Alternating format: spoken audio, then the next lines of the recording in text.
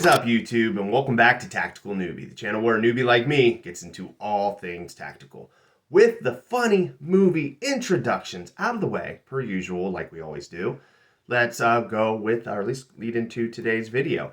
So today's video is going to be kind of a video that I featured a little bit in the 2024 calendar year. That video specifically being low budget update. For those of you that aren't familiar, the low budget update is basically a continuation of the low budget loadout segment or feature of videos that I featured on the channel, in which I take a low budget system, generally with most of the components that I found on Amazon, create what's called at least a segment that's called a low budget build, where I take all those low budget items and build out a loadout, essentially, whether it be a plate carrier or be a battle belt. And then from that low budget, at least build out, I then continue to a low budget loadout featurette, which then features that specific loadout and then gives you price points of everything in between to just kind of let you know of like what you were looking at price point wise for that specific loadout for guys that are just starting out like myself when I just started out and kind of looking for a good direction on a budget friendly setup, so that way they can use whatever additional money they might have or make for training, weaponry, ammo, or what have you. So the long scheme of things is basically the low budget update video is essentially just an update of those low budget loadouts. It's basically taking a specific loadout and saying, hey, this is what it looks like now. This is kind of some of the stuff that I added to. This is kind of some of the stuff that I've taken away. This is kind of some of the stuff that's changed. So that way you can kind of at least keep a general update of these loadout systems as they evolve and as I'm kind of figuring out the kinks and all the different weird oddities, obviously being a tactical newbie, that you'll kind of stumble across, things that work, things that don't work, and then kind of just continue that along. With that being said, today's low budget update video will be for, this bitch is heavy, but it's the Krydex JPC 2.0, which essentially is the clone of the JPC 2.0.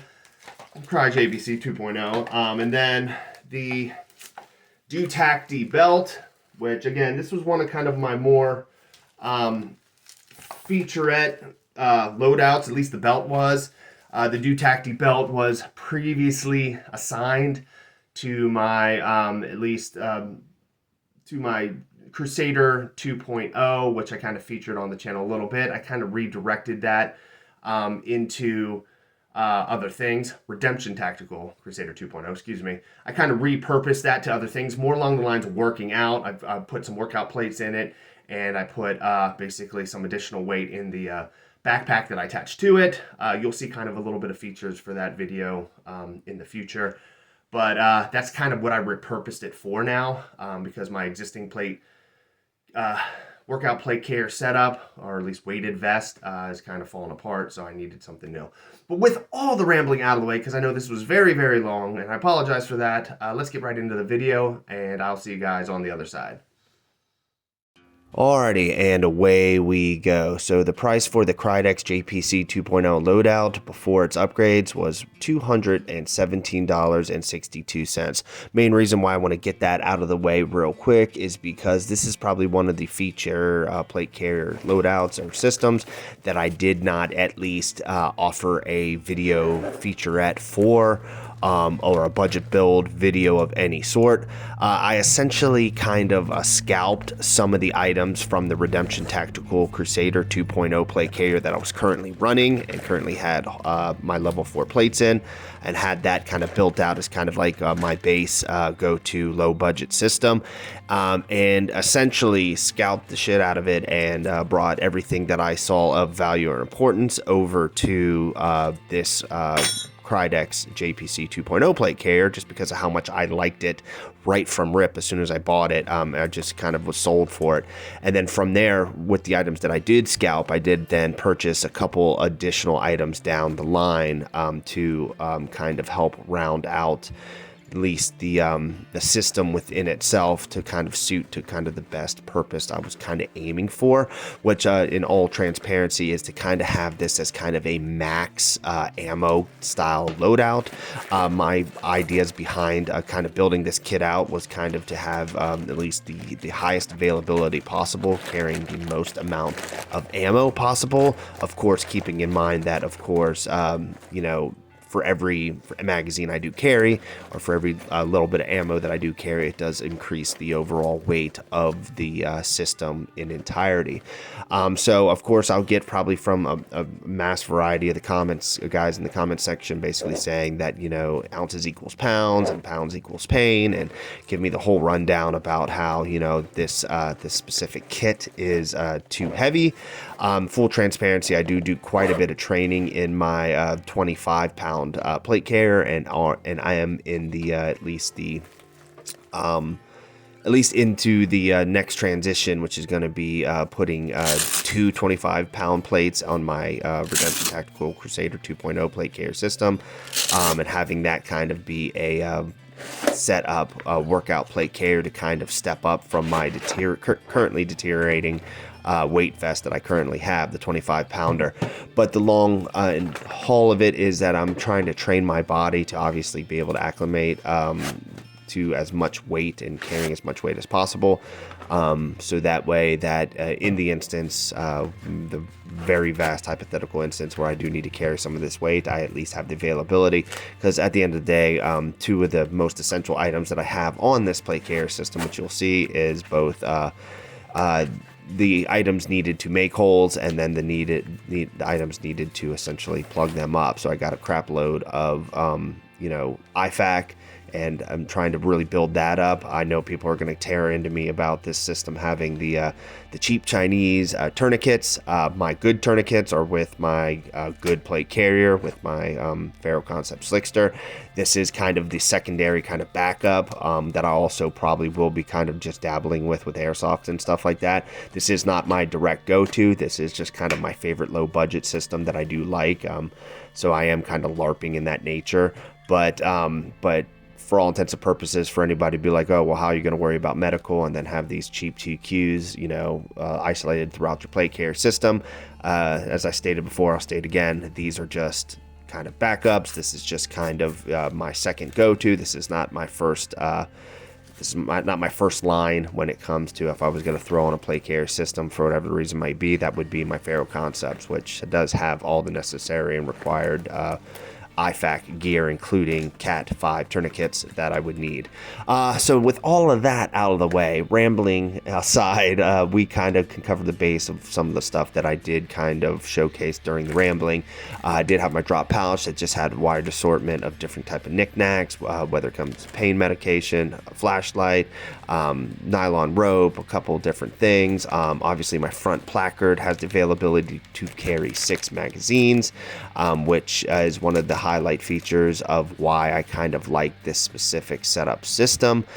From there, I'll just kind of look at just a kind of makeshift cheap little carabiner that I have. Of course, I have my little pokey knife up on the front chest plate for quick pokes and prods as I need. I do have my battery holder to the right side of my kit, just to hold some additional batteries for some of the items that I'll be running. For the most of those items being from my O-Lite that is battery operated, non-rechargeable, on my Glock. From here, taking a look at this kind of admin pouch, this is kind of going to be my main priority admin pouch. This has basically my multi-tool. This will have my pocket knife. This has a couple cracked glowy sticks. This has some super glue. It has kind of like another little pocket knife, spoon, fork, and a can opener. Does have kind of a kind of a wire tree cutter or branch cutter, fishing, little assortment of fishing line with some hooks and a couple buoys. Has kind of, or whatever you call it, I'm not really much of a fisher, to be honest, but something I'm going to work on.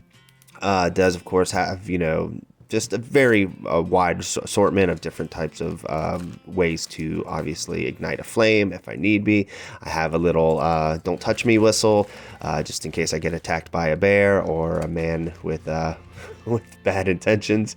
But all in all, it's just just a standard admin pouch. I kind of set it up just kind of all neat and contained, so that way if I need to access anything on that right hand side, I could just pull the zipper flap open and wham bam, thank you ma'am, grab what I need to grab.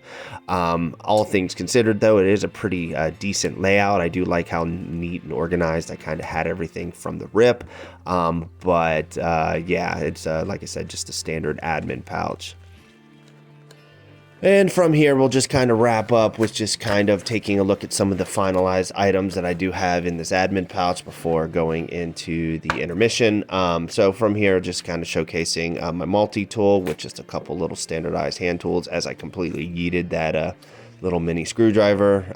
Luckily, I did end up finding it after recording. Again, as I stated before, do have this little mini plastic magazine that does have a bunch of little clicky or pop little neon illuminators, or however you may call them, I don't know. Again, I'm not the best with words. Just kind of touching on some of that stuff inside the admin pouch. Hey, careful with that Ronnie Millsap. We're downrange. I was gonna spend the night assembling the Boise, but this is holding my interest. I told you, we're going with the Urdvash, not the Bjorsha. Get it through your head or get out of fucktown. Now, as I did state before, we are kind of doing like a mass potluck of different items that I stated were both OG kind of features with the Krydex JPC 2.0 and other ones that were kind of scalped from the Redemption Tactical Crusader 2.0. For the most part, everything that we touched on at this point were either originally assigned or originally set up on the Krydex, or were brought over from the Redemption Tactical. So that's probably one of the main differences from this video as opposed to any other low budget update videos, is that generally at this point along in the video, I'm kind of showing price points for some of the new shiny features that I did get off of Amazon. But the main reason why this is kind of a little bit different is because a good 80% of the features that are showcased were either A, already existing on the plate carrier system, or B, brought over from the existing setup that I did kind of already showcase and feature on the actual low budget loadout for the Krydex JPC 2.0 and or, like I said, the Redemption Tactical Crusader 2.0. The one thing that I did not feature that I wanted to touch on, but I was too busy rambling, is the battery holder, which has a retail price of $29.99 from Thrim. I believe that's the name of the manufacturer. That was one of the new items that I did have featured on this plate carrier system. So again, as we kind of progress through some of the new items, as we work around to those parts of the plate carrier system, we'll start slowly incrementing and adding them to the price point, so that way if you guys are interested in that stuff down the line, you can feel free to get it. But anything that isn't featured, like for example this IFAC kit setup, or this IFAC pouch, whatever it may be, is not featured, obviously, because if you guys are interested in that price or seeing the price tag, you can obviously just reflect to the Redemption Tactical Crusader 2.0 where that item was featured. From here, we'll kind of work our way over to the back hidden magazine slot that I did kind of feature. Was one of the kind of incremental secret areas to hold more ammo. So basically, the long and short of it is these are Blue Force Gear fast pouches, basically just kind of tucked under the molly, or at least within the molly of the back plate of the plate carrier. They're also doubly reinforced with at least Haley Strategics, at least magazine index or inserts. I know they're kind of the best on the market, and there was kind of one of those things where I did happen to buy them a part of my Gucci gear loadout. So it's the combination of those two items that kind of allow those systems to work. And then of course I do have that little kind of additional retention strap that does kind of dangle quite a bit, which I got to find a way to kind of repurpose or kind of situate that when I yank that out. I might actually just kind of get rid of it altogether. I haven't really decided yet fully on that, but those just kind of help retain all of those items in, just kind of do a secondary or tertiary follow-up to, like I said, hold the magazines in. From here, we'll work our way down to the U-Lion side pull magazine pouches. As you saw me kind of mess with them a little bit. Retail price is $18.79. Basically, these are just kind of a hook and loop Velcro strap side pouch, kind of like a dangler. But from here, we'll touch on the Walker Razor Slim shooting earmuffs. This is kind of just offering the necessary ear pro required to be able to shoot in real steel. Retail price for that is $46.86. And then from here, we'll take a look at the Woo Sport SPUD Pouch. Retail price is $19.99. Basically, this is a direct knockoff of the Gucci SPUD Pouch, I believe from Spiritus Systems, if I'm not mistaken. Now, for the most part from here, this is kind of a highlight of some of the additional items, as I stated before, that I have kind of added that weren't necessarily direct, like, you know, repurposes from the Redemption Tactical Loadout, or the ones that were already existing on the Krydex JPC 2.0 Loadout. So from here, we'll just kind of, it'll be a secondary admin pouch, which is over here on the left-hand side. I know some people might also say, oh, well, why do you have two admins? Well, to be honest, I have two admins because I want two admins, you know, and why not at this point? You know, this is just all for recreation at this point. I am an enthusiast. I am not a career soldier. I am not a career law enforcement officer. So, I mean, like I said, I'm into this type of gear, so why not have two admin pouches, you know? I mean, I do like to carry a lot of gear. From anybody that has been following the channel thus far knows that to be true. And, you know, this is all just a hobby for me. This isn't a jobby for me. So, you know, that's why.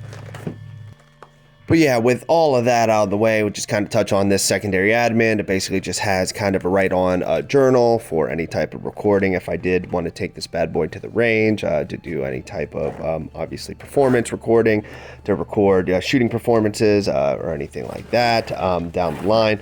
Obviously, as anybody can attest, having a journal is just having something to write on is good to have, whatever the case may be, and kind of that be that. From here, we'll kind of at least highlight one of the other additional new additions to the plate carrier system. That is the Tactical Chronex quick release buckle, kind of aftermarket setup for the JPC. Retail price for that is $22.35, but yeah, all things considered, the price after all the upgrades is $438.67. Keep in mind that this is all contained with both the scalped items and the brand new items combined with the existing price for the JPC loadout beforehand. Where have you been? Sorry, I just took an upper decker in the master bathroom. Upper decker? Yeah, it's where you take a dump in the water tank and not in the bowl. Alrighty, from here, working our way over to the repurposed Dotacty belt. The price before the upgrade was $262.87. I kind of repurposed this one in the same vein that I did with the Krydex JPC 2.0. Essentially, I kind of scalped some of the items from my failed most recent low-budget loadout Battle Belt Edition with a clone GBRS Salters knockoff belt. I think it's like the V1 version, though. I tried to makeshift it. I don't know why I didn't notice this before, but I tried to makeshift it out to be kind of a offshoot of the Agilite Mechanics or a Magnetics belt, excuse me, and just kind of tried to retrofit that belt as kind of a faux version of that, which didn't really work out. And I wasn't really a huge fan of the Assaulter belt to begin with. Did have the big wide open space that at the time, again, I didn't know that it was a part of the GBRS clone battle belt. But all things considered now, I just kind of tore everything off of that belt, nixed it, and went on with the evolution and putting this stuff on this existing Dotacty belt. So some of the featured items that you'll see, which include the magnetic kind of magnetic point on which it's just to be able to stick things on. The mag pouches, both pistol and 5.56, are all from that existing belt, or at least more specifically, the mag pouches are from that existing belt. The magnet within itself is from the Dotacty belt, so that kind of stayed the same. And then, of course, it's like we'll move our way over to the ODINWOLF knife, which again was a part of the Dotacty belt, and then we'll work our way over to the dump pouch, which was a part of that knockoff GBRS setup that I did do, again not knowing at the time that it was a GBRS assaulter belt. And the list just goes on and on. So essentially what I did in this instance is I just took and repurposed all the essential items from, like I said, that failed GBRS assaulter belt clone that I built out a couple months ago. Again, wasn't a huge fan of the belt system within itself, and just brought everything over and got rid of some of the stuff on the Dotacty original belt that I wasn't really a huge fan with to begin with anyway. So you're not necessarily going to see a bunch of price points highlighted on this one because, again, most of this stuff was highlighted on both low budget loadout videos.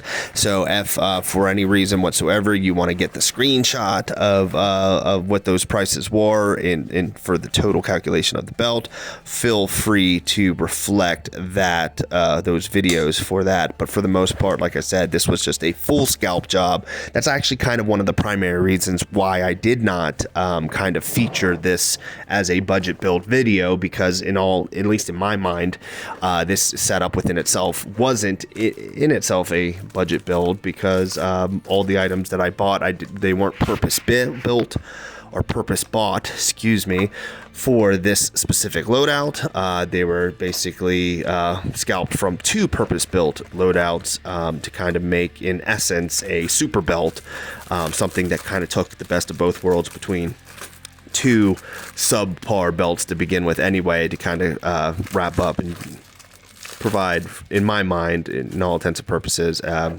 pretty decent belt.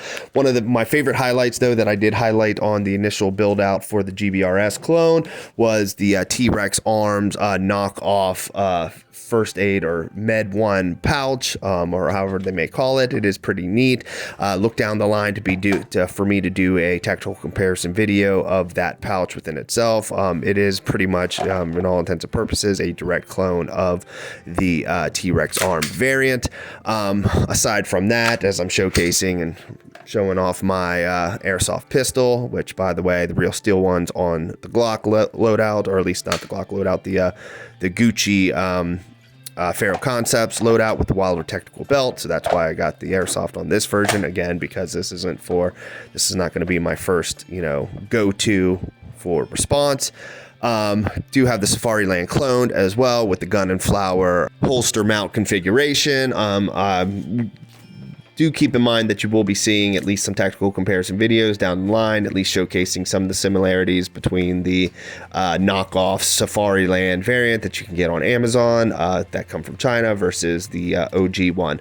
But all in all, like I stated before, this is just kind of a super dream team between the two failed battle belt setups that I weren't really a huge fan of. Just really didn't feel like I had to showcase any exact price points for this stuff, just because of the fact, like I said, 99% of it was scalped. Now, the one thing that I do want to highlight is kind of the big, in my mind at least, kind of the biggest highlight for this specific belt system, which is kind of the repurposed dual setup that I did kind of orchestrate with this specific set up. I did have a repurposed double-sided hook and loop Velcro inner belt that I had with one of my previous belts that have both hook and loop availability on both sides of the inner belt. I don't know why the design was that way, but it had it all the way through. So what I ended up doing is then cross-utilizing and scalping the padded portion off of, I believe, the Tacticon Armament Battle Velt Elite, because it comes with two variable, either an inner belt working or an outer belt working, or it was one of the padded belts. I forgot where I got it from. Regardless, and I interlined that as well on top of the inner belt. So basically it offers a dual belt system, both inner and outer, and also adds another additional amount of rigidity. But yeah, after upgrade price, $281.04. My father always had a saying, when a day starts like this, it's all uphill from here. That's actually incorrect. No, my dad used to say Uphill? it. No, it's all downhill from here. But everybody wants to be up, nobody wants to be down, so it's all uphill from here. But it's easier as you go downhill. So your dad didn't know what the fuck he was talking about. Hey, Shelby! Alrighty, now from here, this is the standardized fit check that is usually synonymous with most of the low-budget loadout featurettes or the low-budget updates, or even some of the Gucci Gear Edition features that I've featured on the video thus far. Obviously, this will be a 360-degree view of the entire loadout, essentially, and how it fits on my frame, both battle belt and plate carrier system, as well as just kind of a more in-person breakdown of just kind of how I've kind of set everything up, obviously with it fit on my frame as opposed to being on the table, so that way you can kind of get a general gist of like where everything falls when it's kind of being worn. I think across the board there will probably definitely be some fine-tuning on this overall setup. All in all, there might be a little adjustments here and there, and maybe some either additions or more than likely removals of some certain setups or certain pouches. Really, like I said, as I stated before at the beginning of the video, this is all very much trial and error for me, as well as it is just kind of a hobby. As me being an enthusiast, it's one of those things where not really having any real stake in the game as it pertains to either law enforcement or the military. I never really had the opportunity to really test how I really ultimately would like to wear a plate carrier system or any type of loadout system for that matter. So obviously this is just LARPing in its prime, and for the most part this is kind of the real application of when I get to most of this is just through training and your occasional mil sim or airsoft event, which is definitely something that I am going to feature more on the channel down the line. And we're probably, I mean, I know it's not the most effective means of training for obviously anybody that is in the professional level, but for as it pertains to civilians, kind of want a little bit more of those more organized mil sim events tend to at least give you a general idea of at least some aspects of the shit. So obviously building out a favorable kit or setup for those type of situations is pretty helpful. But all in all, the main purpose was for this specific setup was to basically allocate as much carrying as much ammo as possible, and then carrying at least a decent amount of medical for whatever instance may be required. But yeah, so just basically offering, like I said, a 360-degree view. As I kind of stated before, really, the system within itself isn't really too heavy when you're actually carrying it on your frame. I know on the table it did look a little bit stocky and a little bit kind of over built out, and for some people who tend to like to run their gear a little bit slick, by all definition it might be so. But as it pertains to my real shit hits the fan type setup, which would be for my Faro Concept Slickster, that's about as slick as it can be. Essentially it's obviously a slickster, so you know it's slick within its the name of its plate carrier system.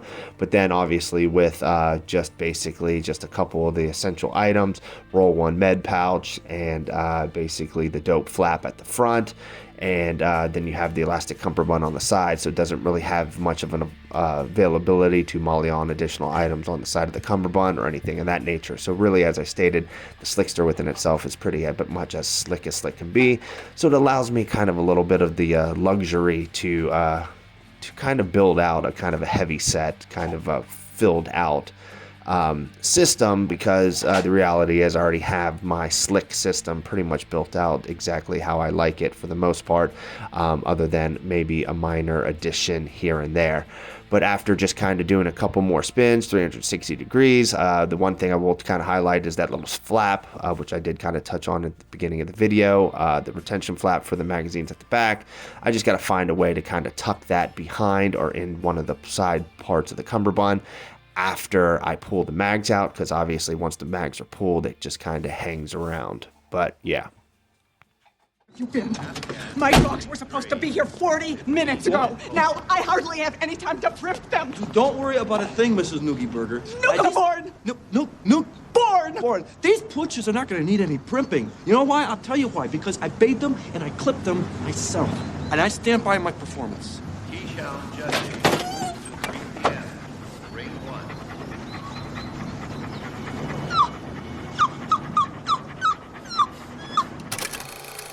Alrighty guys, I hope you liked the video. Of course, make sure to like, comment, and subscribe down below. Let me know what you think of today's low budget update video. Let me know what you think of the existing update, as I kind of did at least emphasize in the showcase of this specific plate carrier system. Yes, I do know this thing is loaded out to the gills. Yes, I am aware of weight. And yes, I am aware of certain components that down the line I might get rid of to lighten the system up. This is kind of, for all intents and purposes, this is a hobby of mine. I am an enthusiast, so to speak. I am not serving in any type of military role whatsoever. I am not a law enforcement officer whatsoever. I am just a guy that likes guns and gear, and am enthused to partake in that stuff. So yes, some of the stuff that I do feature is along the lines of the LARPing variety, you know, just kind of pretending, make-believe in that fictional post-apocalyptic world that we all tend to prepare ourselves for. But at the end of the day, you know, this is a hobby. It's no different than collecting shoes, comic books, movies, you know, music, whatever. I enjoy it. Hopefully you guys enjoy it. And with that being said, you know, there's always going to be adjustments with that type of stuff. The main purpose for me is that I'm going to use this stuff, which I do, and then continue to use this stuff down the line and really test it and just kind of put it to the test for guys like myself when I first started out, to basically get a general idea of what works and what doesn't work, and help kind of assist and guide them in the direction of getting both something budget friendly and base budget friendly and also of a good quality. But with all the rambling out of the way, I'll touch on the same stuff that I normally do at the end of every video. I do have a Twitter/X, link in the description down below. Hit the link if you want to follow me there. I also do have a Patreon. Feel free to hit that link down in the description down below as well. Keep in mind, any sort of patronage whatsoever towards the Tactical Newbie channel does go to the evolution and growth of the channel. It is all much appreciated. As I did state before, I will be kind of stepping up my activity on the Patreon, and we'll be looking at other additional courses of evolution for some of the other social media sites at some point in the future. So the Tactical Newbie name is growing, the community is growing, and hopefully together we will be able to have something decent enough to at least follow in suit or in par with some of the other guys out on YouTube. But with all the rambling out of the way, I will see you guys next week.